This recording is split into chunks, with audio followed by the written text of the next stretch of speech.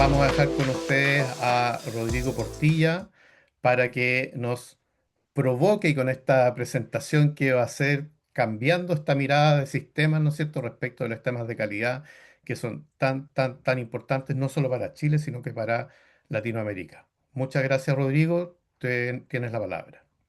Gracias, Sergio. Bueno, encantado que estén acá. Muchas caras conocidas, muchos amigos, distintos países. Así que sin duda este espacio cálido se va a mostrar la presentación y la conversación que quiero que tengamos al final, sin duda, escucharlo, las críticas, cómo lo ven para sus países, les han sentido, ¿verdad? Y también a los chilenos, porque hablan mucho de Chile, de cómo hemos avanzado, lo que no hemos avanzado. Así que muy entusiasmado de compartir este espacio con ustedes. Así que voy a comenzar compartiendo pantalla.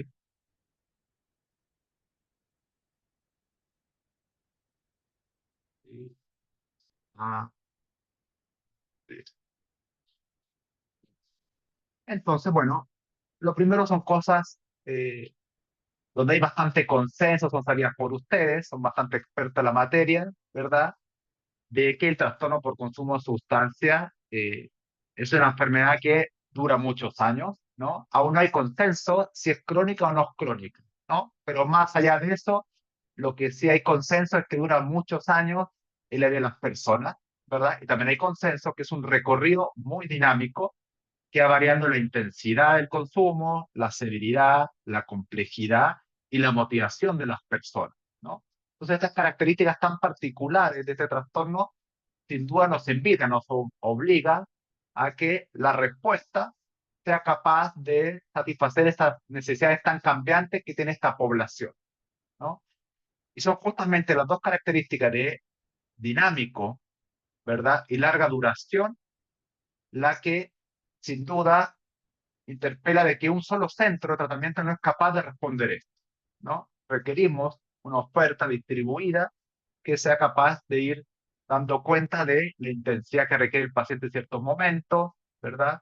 Y son respuestas no solamente del ámbito clínico, sino también del ámbito social, de los servicios sociales, sentido, en el más alto sentido, que es empleabilidad, justicia, cultura, ¿no? Vivienda. Entonces, es un trastorno, una enfermedad, una condición, ¿verdad? Que hay que abordarla desde lo biológico, psicológico, social y otras dimensiones. Entonces, sea una complejidad que otro tipo de trastornos no lo tienen y este sí lo tiene.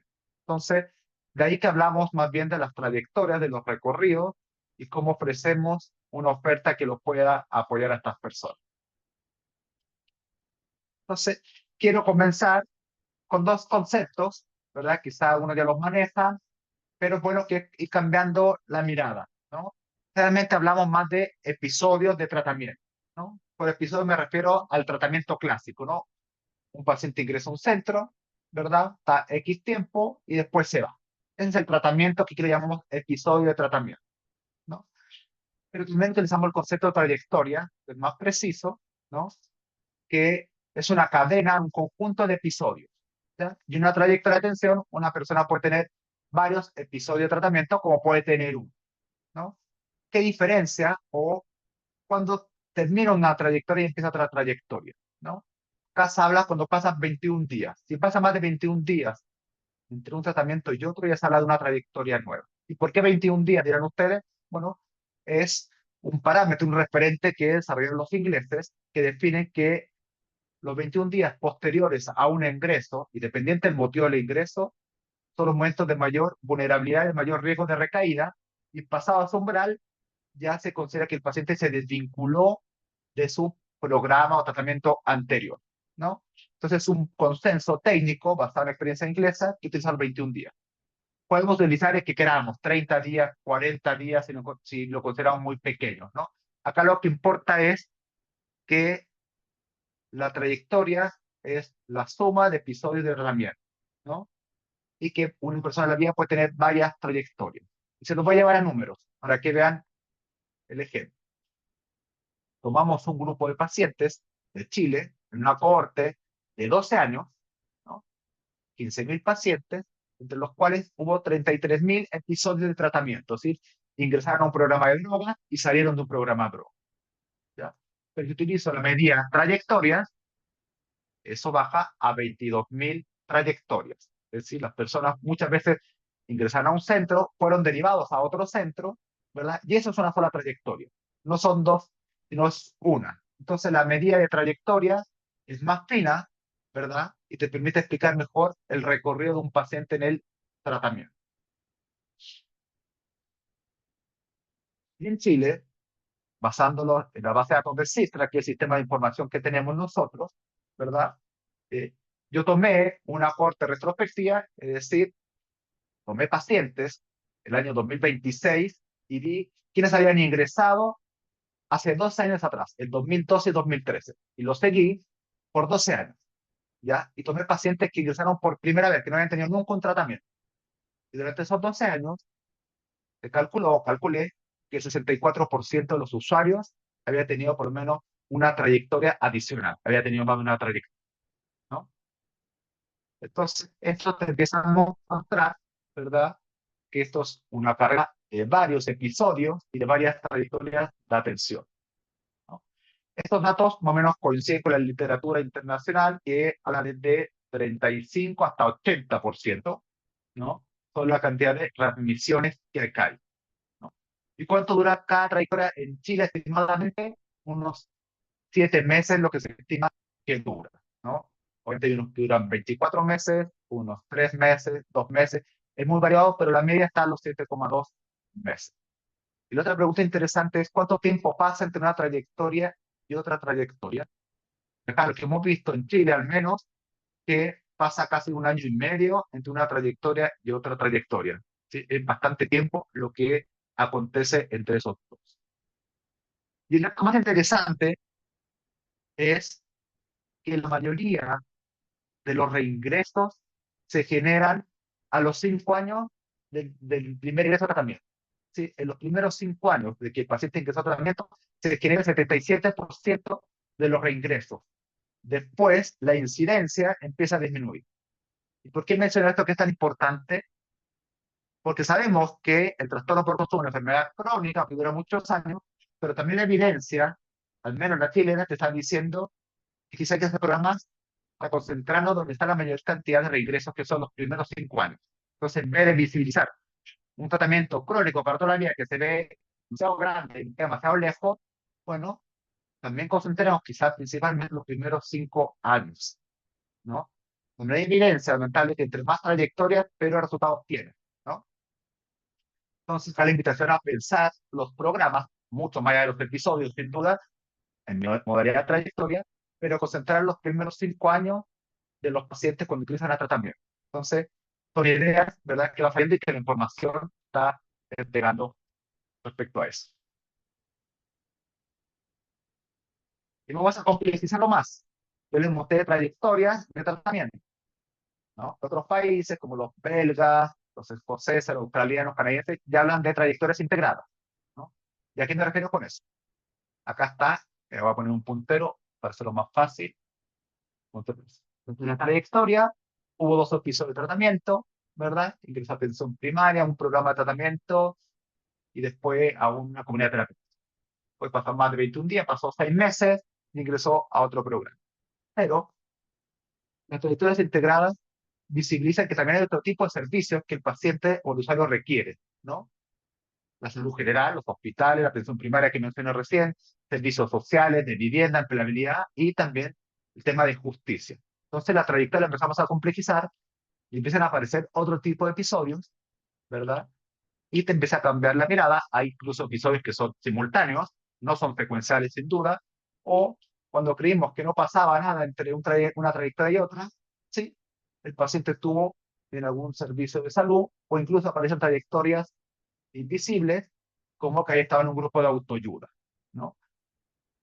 Lamentablemente, los sistemas que tenemos en América Latina y en Chile solamente visibilizan la parte más clínica y de la parte clínica, yo diría que un porcentaje. Yo creo que menos de la mitad de lo que vemos en los pacientes de tratamiento los podemos monitorear. El resto está oculto, o sea, porque es sistema financiado no por Senda o por ninguna institución, comunidades terapéuticas privadas. Si incorporamos los elementos sociales, se empieza a complejizar mucho más esta decisión. Pero es importante que la trayectoria está conformada por episodios de distintos servicios, por decirlo así. Yo hice un ejercicio con datos chilenos y estimé que al menos el 55% de los que hayan regresado en Chile hayan pasado para algún servicio adicional, ¿no?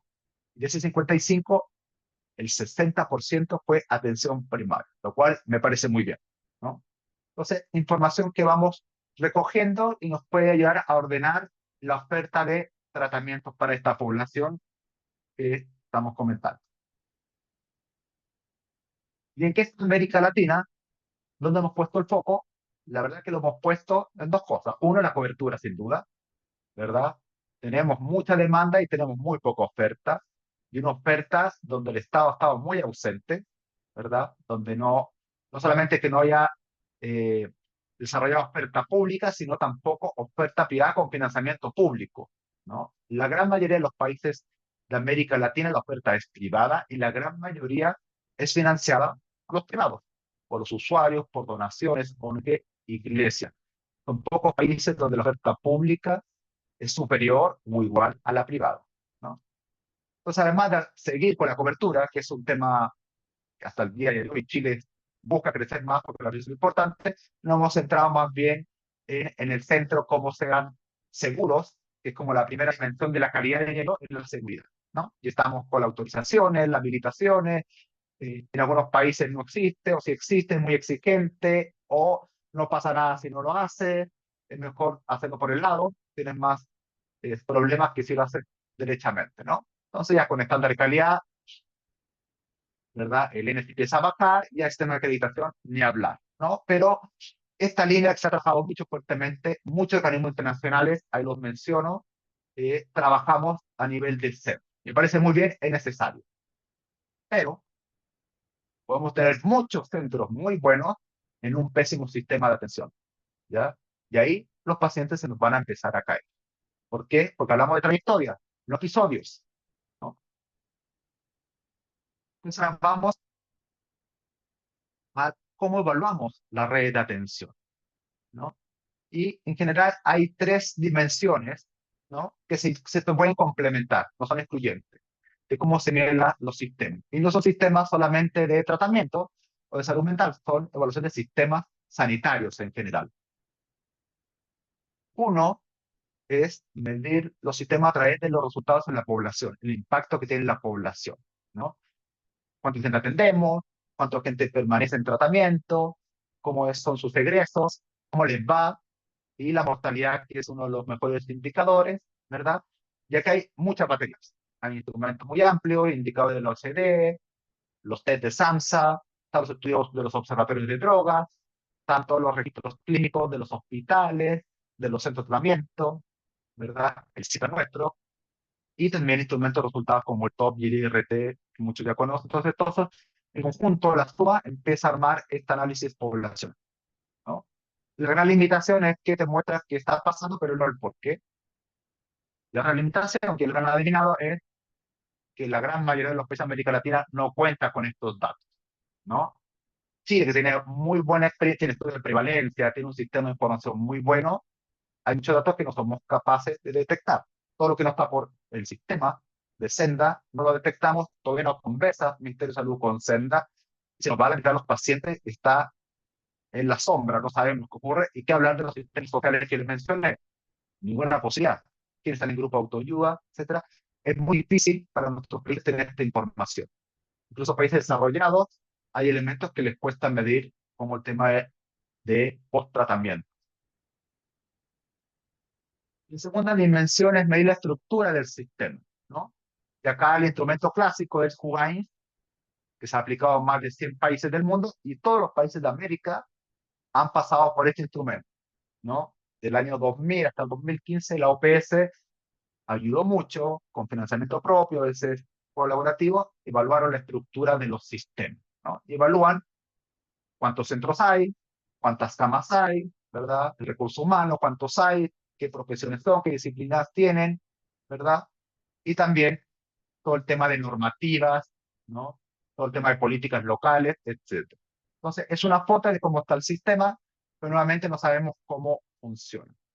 El Huawei ya está un poco en desuso, porque lo está reemplazando el Atlas también de la OMS, que es mucho más sencillo, menos costoso, pero también no tiene la profundidad que tiene el QAM, ¿no?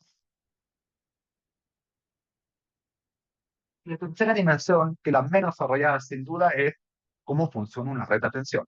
Más que qué es lo que tiene o cómo debería ser, cómo está operando. Aquí entramos en temas más complejos que la coordinación, la derivación, la continuidad, la trayectoria, la experiencia de los usuarios, ¿no? Y es en este tercer punto donde yo quiero focalizarme más el día de hoy.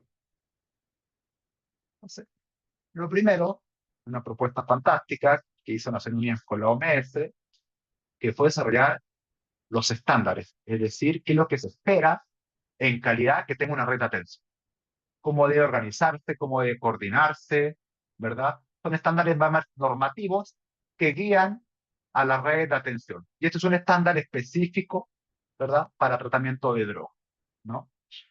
Obviamente coincide con muchos estándares de salud, pero eso es específico para la población con trastorno de consumo de sustancias. Y Naciones Unidas establece 5 estándares. El primero tiene que ver con quién coordina, quién lidera, ¿verdad? Esta red. Realmente se solicita que sea salud pública. Después, el territorio de esta red se desarrolló a partir de un análisis de la necesidad que tiene su población. Las poblaciones tienen necesidades distintas. Hay una base donde se construyó esto. El estándar tiene que ver con la oferta disponible, cuál es el modelo de atención, que es la famosa pirámide, ¿verdad? Que entre mayor severidad, mayor especialización, ¿verdad? Los servicios tienen que estar en menos cantidad y a menos complejidad, mayor cantidad, más disponibilidad. Después tiene que haber un plan de trabajo, una ruta hacia donde se desarrollan las redes y sin duda también elementos de calidad, cómo se evalúan los centros en una red, cómo se capacitan los equipos de tratamiento, cómo se aborda todo el tema de derechos de los pacientes, derechos humanos, el estigma, etcétera, ¿no? Acá lo interesante no son los estándares solamente y los resultados. Acá hay un ejemplo de un país que se lo aplicó. Lo que interesa, lo que propone Naciones Unidas, es que a partir de eso se haga un plan de trabajo para mejorar aquellas brechas que el país identifica que son prioritarias, ¿no? Entonces lo que importa es no es tanto la foto, sino lo que hacemos con esta foto y cómo abordamos estas necesidades. Y esos estándares de Naciones Unidas, la verdad que ya se han aplicado en América Latina, se han aplicado algunos a través del programa PICA de Colombo Plan, que es un programa internacional de aseguramiento de la calidad, que su base son estos estándares del sistema. Se aplicó en Panamá, en Ecuador y en Costa Rica, ¿no? En Panamá y Ecuador no solamente se aplicaron los estándares del sistema, sino que se elaboraron propuestas o planes para mejorar la red de atención y hasta el día de hoy, después de ya casi 3 años, seguimos trabajando, a veces con menos fuerza, más fuerza, pero siguen avanzando, ¿no? Costa Rica al menos tiene su evaluación de calidad. Ahí están varios colegas que están en la reunión, participaron de este proceso de evaluación de la red de Costa Rica. Y además, Uruguay comienza ahora, posiblemente en agosto, va a comenzar su primera evaluación de sistema. Interesante porque el director de la Junta Nacional de Drogas, Gabriel Rossi, lo que quería era, yo quiero demostrar que mejore mi red de atención. Yo quiero tener una línea base de cómo está mi red de atención en drogas y después de mi gestión, 4 años, quiero demostrar dónde avanzamos y no avanzamos. Entonces quiero tomar una foto para después desarrollar estrategias para mejorarlo. Entonces, lo encontré fantástico, su invitación a hacerlo. Y el otro, que también lo voy a compartir, es la experiencia chilena, que está en la etapa de diseño, ¿verdad? Para poder aplicar. Y ahí es donde voy a profundizar, porque tiene características muy interesantes la de Chile, y lo que mencionaba Paola, que estamos trabajando y estoy trabajando con ellos. Lo primero es, Senda tomó los estándares de Naciones Unidas, los mismos, y le hicimos algunos ajustes.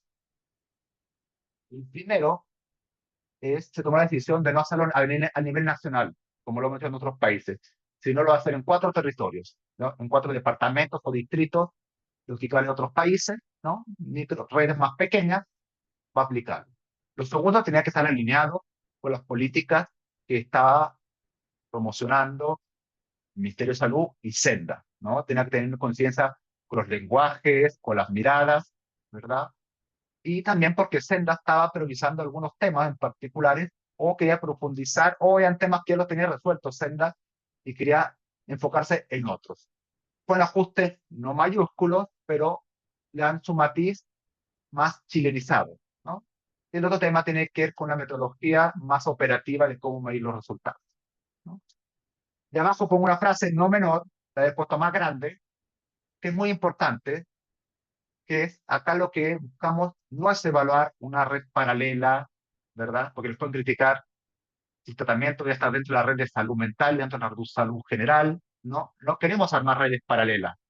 Acá lo que queremos medir es cómo responde la atención, la red de salud, ni siquiera de salud, porque es una red social también, cómo responde la red a las personas que tienen trastorno de consumo de sustancias, ¿no? Entonces, es un poco la respuesta que damos cuando se cuestiona de respecto a que estamos viendo redes específicas. No es eso, sino la respuesta a la red que sea, a los problemas de esta población.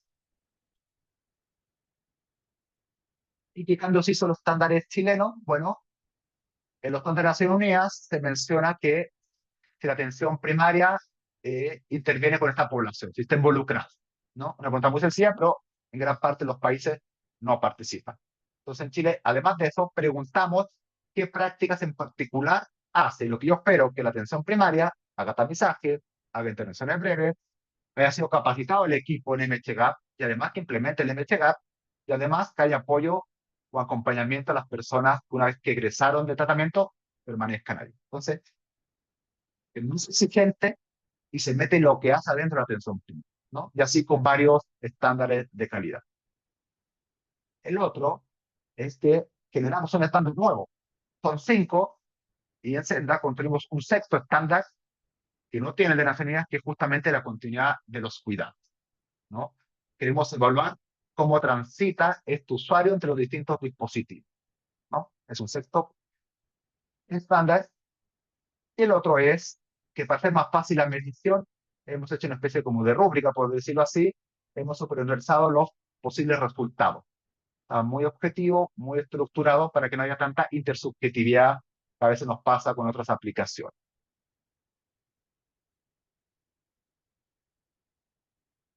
Y eso lo estamos trabajando en Senda, Chile, ¿no? Tenemos los estándares, estamos con algunas dificultades de implementarlos en los territorios. Sabrán que en Chile hay cambio de gobierno, entonces todo cambio de autoridades, lo que les pasa a ustedes, a Chile también le pasa, ¿verdad? Entonces te está enlenteciendo todo esto, ¿no? Está todo el diseño, están los motores puestos, hay muchos que nos han dicho que sí, pero nos ha costado todavía eh, el apoyo político de las máximas jefaturas de salud, porque no depende de Sena, sino de salud, por implementar. Pero acá voy a hacer un paréntesis, más que un paréntesis, yo creo que esta es la joyita de la presentación, que es el modelo escocés. Y me encanta porque creo que es el único que existe con este, ¿no? Hay modelos fantásticos, el inglés, el irlandés, el canadiense, pero este tiene algo que no tiene ninguno, ¿no? Y se lo voy a presentar para entusiasmarnos y ver qué ideas podemos sacar de acá. Lo primero que Escocia definió 10 estándares de calidad, 10 estándares a nivel nacional, los lleva a nivel nacional, ¿no? Son estándares que nacieron de metadona, los consumidores que hacen sustitución de droga por metadona, ¿no? Ha tenido tanto éxito que lo están extrayendo a programas de jóvenes y además a las otras poblaciones de tratamiento, están en ese proceso de transición. Y más allá de los estándares, ¿verdad? En sí, que quizás nos aplican a Chile o América Latina, lo que me interesa es más bien la lógica y lo que está de fondo.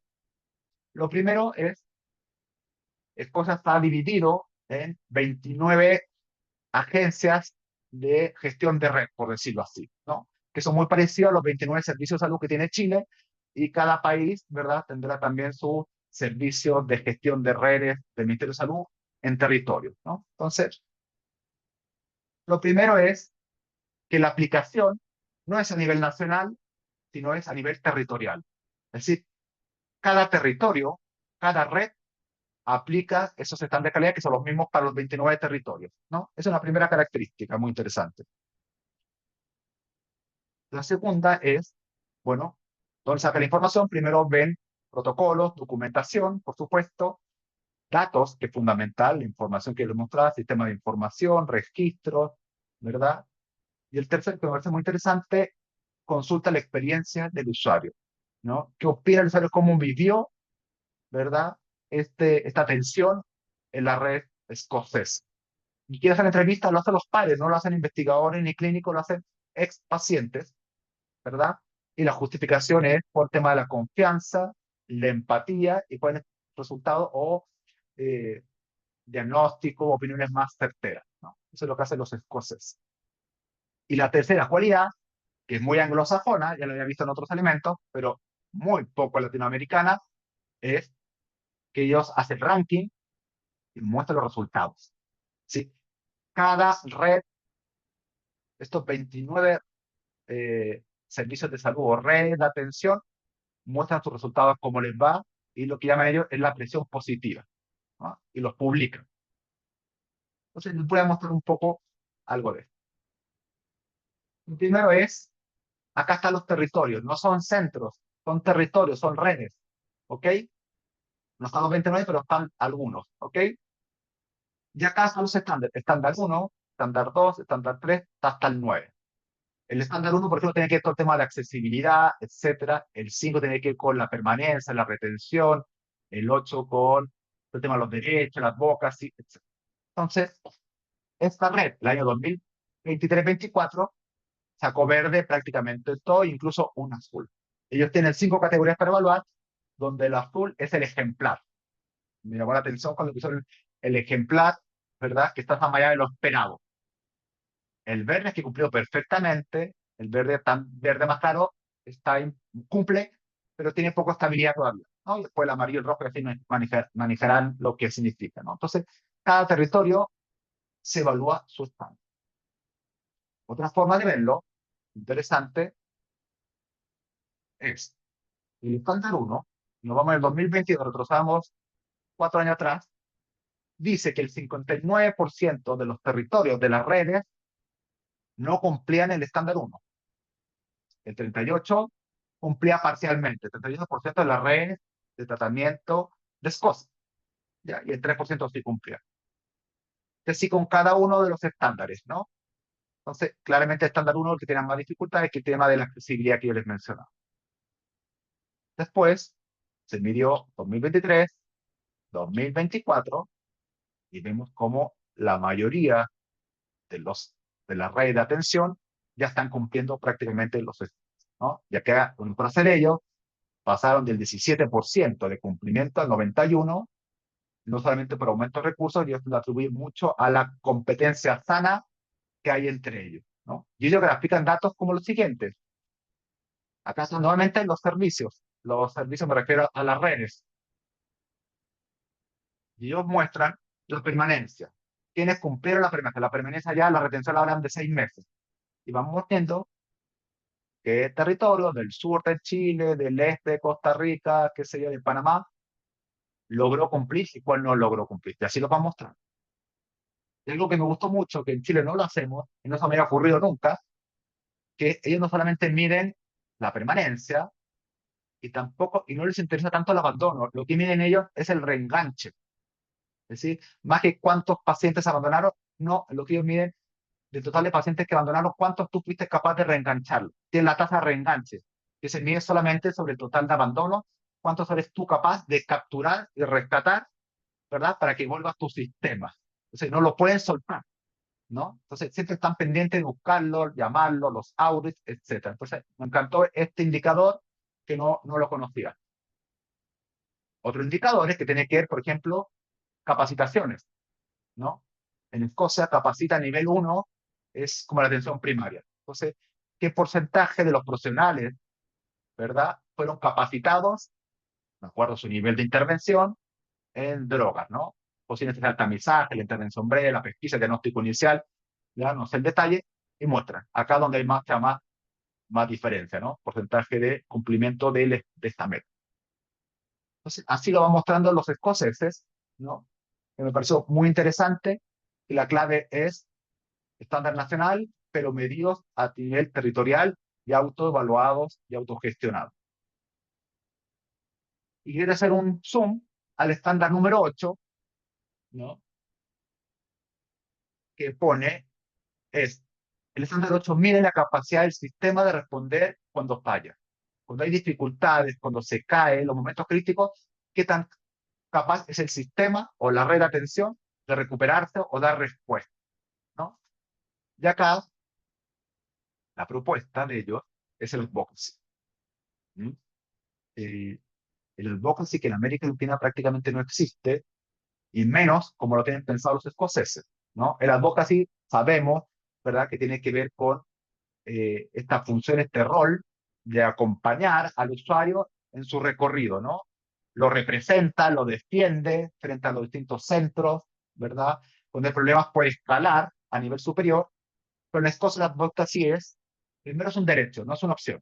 Todos los pacientes pasan por la advocacy, es financiado por el Estado y es independiente de cualquier servicio de salud, de tratamiento, ¿no? En muchos países como Estados Unidos es financiado a veces por los mismos centros, ¿no? Acá no, es una entidad totalmente distinta para que tenga la capacidad de reclamo y defender al usuario.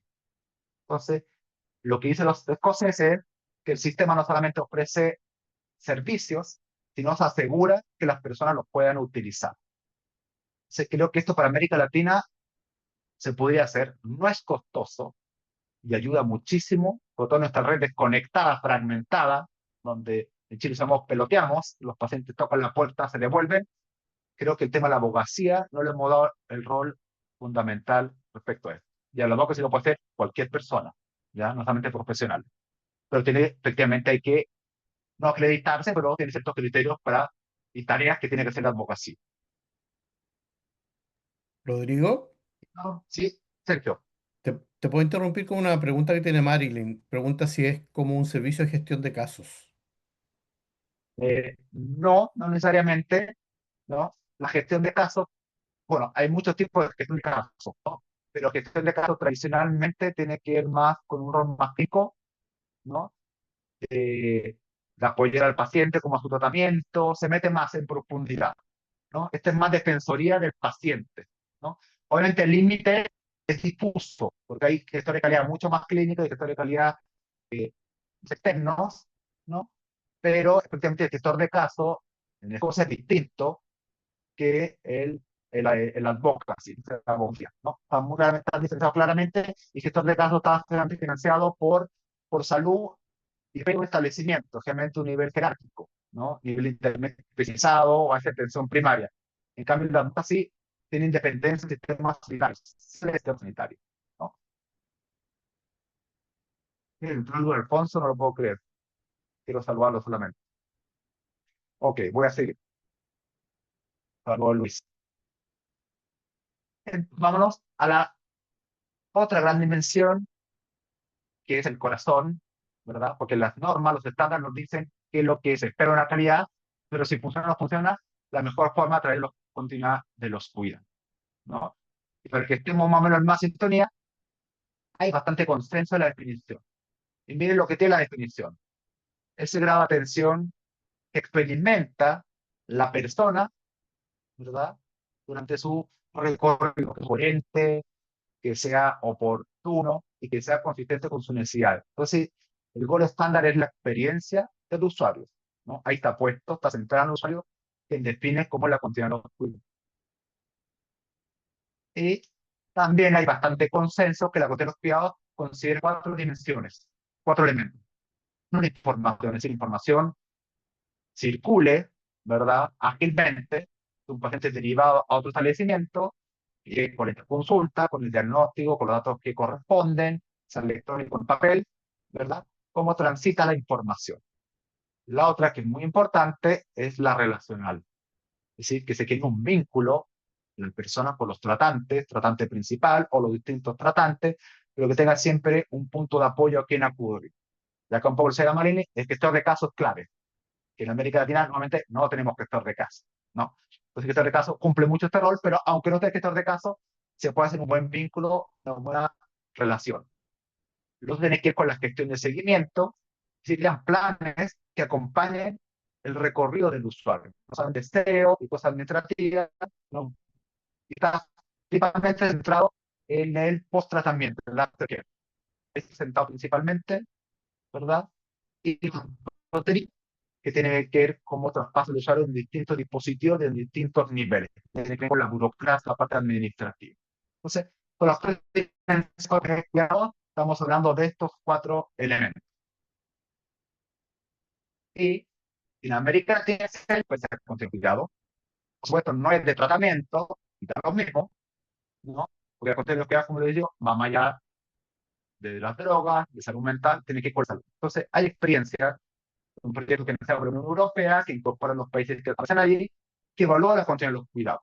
Y lo que evalúa en particular es la continuidad entre la atención primaria y los hospitales, ¿ya? Nivel de especialización o secundario, como lo quieren llamar. Ahí se centró, ¿no? Y todos los nudos críticos, ¿no?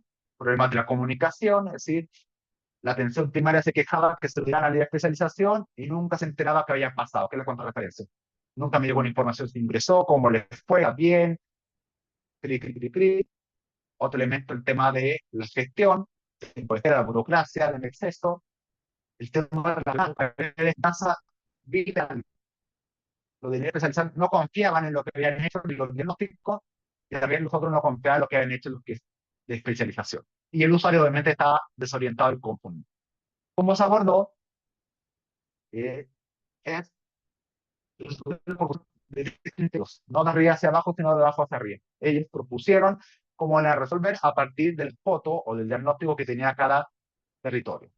Y pusieron reuniones por decir, se juntaban, algo tan básico, lo hicieron, atención primaria con especialización, consultas virtuales, el nivel de especialización empezó a asesorar, ¿verdad? Y se estandarizaron procedimientos, ¿no? El que estuvo mejor resultado fue el de Chile, que pone el Servicio Metropolitano Norte, tanto así que lo expandió a distintos dispositivos más allá de esto, ¿no? Acá lo menciona el estudio que se mantiene, no sé si al día de hoy, pero sí, por lo menos después de este estudio, se expandió a todo el servicio que es la red norte de Santiago. Y vámonos a otra línea de trabajo que estamos haciendo con Senda, que me toca participar, que es evaluar a contra los cuidados, pero en Chile. Y no solamente en Chile, sino en tratamiento, ¿no? Y el objetivo que una consultoría que estoy haciendo tiene que ver con de qué manera podemos diseñar una metodología, ¿no? Que permita no solamente evaluar la continuidad de cuidados, porque no quiero solamente evaluarla, sino evaluarla y monitorearla, ¿ya? Y además, teniendo más complejidad, que sea baja carga laboral para los equipos de las redes. Entonces, es decir, de qué manera cada red territorial, cada servicio de salud, equivalente a Chile, ¿verdad? Puede evaluar y monitorear la continuidad de los cuidados, ¿no? Ese es el objetivo, ¿no? Le voy a entregar una propuesta metodológica. Entonces, el primero es, bueno, tomamos nuestra definición chilena, que es la misma de la OMS, simplemente le somos un poco más personal. Tomamos las cuatro dimensiones que la literatura menciona, que debe considerarse la continuidad de los cuidados, y dijimos, bueno, ¿y de dónde la vamos a evaluar? ¿No? Y tomamos un poco la experiencia escocesa y evaluamos estas dimensiones desde tres lugares distintos. Desde los datos, ¿no? El SISTRAT, ficha clínica, si pudiésemos, del REN, que son sistemas chilenos, ¿verdad? Que es una trayectoria objetiva, es decir, cómo transita el sujeto, que son un poco los datos que les mostré al principio, que dice los datos, la información. La segunda, que el corazón, es la percepción del usuario, cómo vive él esto, y la otra es preguntarle a los equipos que atienden cómo lo perciben ellos y también que me den cuenta de sus protocolos, instrumentos y preguntarles por buenas prácticas de continuos cuidados si lo están cumpliendo o no están cumpliendo, ¿no? Entonces, juntamos esos elementos y medimos las cuatro dimensiones de tres formas distintas que se llama la triangulación de la evaluación, que es muy recomendado para medir estas prácticas y otras prácticas, ¿no? Entonces, se hace este cruce porque no somos capaces de tener todos perfectos. Todo el sistema de información en Chile, quiero decir, que tiene un muy buen sistema, es parcial. Hay muchos elementos que no vamos a poder ver. Yo creo que lo que pasa en la atención primaria, siendo hasta ciega con la atención primaria. Entonces, hay elementos que no podemos, pero entre los tres elementos haces una película más clara de qué está pasando en la continuidad de los cuidados. Y además, hacemos lo que se llama la metodología de cascadas, que es, se calcula cuántos pacientes pidieron atención, cuántos ingresaron, cuántos se engancharon, que son los primeros 30 días, retención 90 días, egresaron, derivados y siguieron. Entonces uno esperaría una cascada del 100% cómo se empiezan a perder. Entonces queremos medirlo y ver dónde están las mayores brechas o las cascadas más pronunciadas. Esto se hace con sistema de información, pero sabemos que nuestro sistema es parcial, lamentablemente. Y algo muy interesante, que me encantaría después tener a disposición de ustedes, hemos tomado instrumentos, por eso se mide con instrumentos, hemos tomado algunos que ya existen, como el de Alberta, que es canadiense, validado en Colombia, ¿verdad? Otros que utilizaron el de salud pública, que yo les mostré recién de estudio de Chile, pero la verdad es que hemos tenido que inventar instrumentos, ¿no? Porque los instrumentos son de salud, algunos de salud mental y de drogas prácticamente no hay o no se ajustan a lo que queremos en Chile. Llamamos instrumentos de cómo evaluar el ingreso a un paciente que viene derivado, su experiencia, y también cómo evaluar un paciente que ha egresado de un programa como la continuidad. Entonces, estos instrumentos son totalmente. Utilizamos herramientas, indicadores de otros países, pero son creaciones. Lo mismo cuando le preguntamos a los equipos cuáles son las prácticas que ellos utilizan para la derivación, el contrato de referencia, qué prácticas utilizan para hacer un seguimiento, cómo se hace un buen aftercare, ¿verdad? Y también la percepción de ellos de cómo funciona la red. Y lo último que es son instrumentos más de auditoría del sistema de información. Entonces, esto lo estamos piloteando actualmente en 3 regiones de Chile para hacer los ajustes. Ya hemos tenido información muy rica, ¿no? Y estamos en esa etapa, en validar los instrumentos para que sean confiables, para recién después seleccionar un territorio que no lo hemos definido y probar la metodología a una escala pequeña y ver si es posible hacer esto. Y esta lámina me gusta porque es mi meta, a dónde me gustaría llegar con Senda, y así lo sueño. Lo explico, esta es la red A, que puede ser cualquier servicio de salud de Chile o cualquier red local de cualquier país, ¿no? Son territoriales. Y lo que yo espero que la red A, por ejemplo, cuando aplique la evaluación de su contenido de los cuidados, la dimensión uno, que es todo el tema de información, bueno, tiene un 82% de cumplimiento. El tema relacionado también le fue muy bien, sacó un 75, le fue mal en todo el tema de seguimiento y toma transfronterizo, ¿no? Entonces, su brecha está en gestión y transferencia. La red local B, ¿verdad? Tiene otros puntajes. Sus problemas están acá, y etcétera, aquí. Entonces, ¿cómo poder que cada territorio se autoevalúe? Y por supuesto, lo que queremos es que después haga planes para mejorar estos porcentajes de cumplimiento de los contenidos de los cuidados, ¿no? Entonces, estamos recién partiendo, pero ya llegar hacia allá. En resumen, voy terminando, creo que quedan 2 láminas. ¿Cómo avanzar hacia un modelo integrado? ¿Ya? Lo primero que evaluar, lo que les he mostrado, es siempre hay que evaluar los resultados a nivel poblacionales con los datos que tengamos. Eso no se puede renunciar, porque en realidad este es el impacto, ¿no? Esto tiene que continuar. También se debe mantener la estructura del sistema y, por supuesto, incorporar cómo funciona el sistema. Entonces, estos elementos se complementan sin duda y no hay que excluir ninguno. Después, ¿cómo medir el funcionamiento del sistema? Uno es con los estándares de Naciones Unidas o estándares adaptados, como lo hizo Chile, y Uruguay posiblemente va a hacer lo mismo, ¿verdad? Para recoger particularidades. Y los estándares de Naciones Unidas son fantásticos, da una mirada muy importante y sin duda hay que incorporar una medición de la cantidad de los cuidados, que fue el último que les mostré.